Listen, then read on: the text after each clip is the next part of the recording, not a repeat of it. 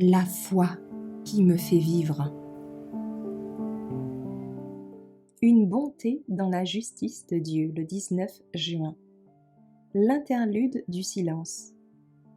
Ne craignez pas ceux qui tuent le corps sans pouvoir tuer l'âme, mais craignez plutôt celui qui peut détruire l'âme et le corps dans la géhenne. Matthieu 10, verset 28.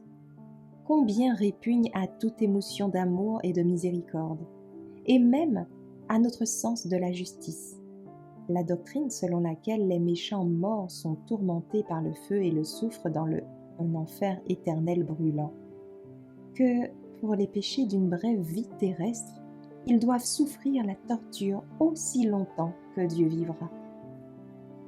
Où, dans les pages de la parole, trouve-t-on un tel enseignement? Les rachetés du ciel seront-ils privés de toute émotion et de pitié, de compassion, et même de sentiments d'humanité commune? Seront-ils échangés contre l'indifférence du stoïque ou la cruauté du sauvage? Non, non. Tel n'est pas l'enseignement du livre de Dieu. La théorie des tourments éternels est une fausse doctrine qui constitue le vin des abominations de Babylone.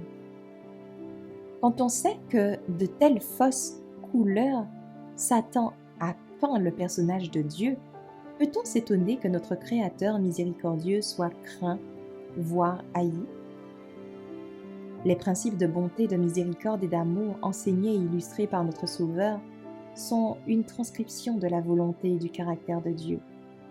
Dieu exécute la justice sur les méchants pour le bien de l'univers et même pour le bien de ceux sur qui ces jugements sont visités. Ceux qui ont choisi Satan comme chef et qui ont été contrôlés par son pouvoir ne sont pas préparés à entrer dans la présence de Dieu. Pouvaient-ils supporter la gloire de Dieu et de l'agneau? Non, non. Des années de probation leur ont été accordées afin qu'ils puissent se forger des caractères pour le ciel. Mais ils n'ont jamais entraîné leur esprit à aimer la pureté. Ils n'ont jamais appris le langage du ciel. Et maintenant il est trop tard. Au péché, où qu'il se trouve, notre Dieu est un feu dévorant. Hébreux 12, verset 29. Dans tous ceux qui se soumettent à sa puissance, l'Esprit de Dieu consumera le péché. Mais si les hommes s'accrochent au péché, ils s'identifient à lui. Alors la gloire de Dieu qui détruit le péché doit les détruire.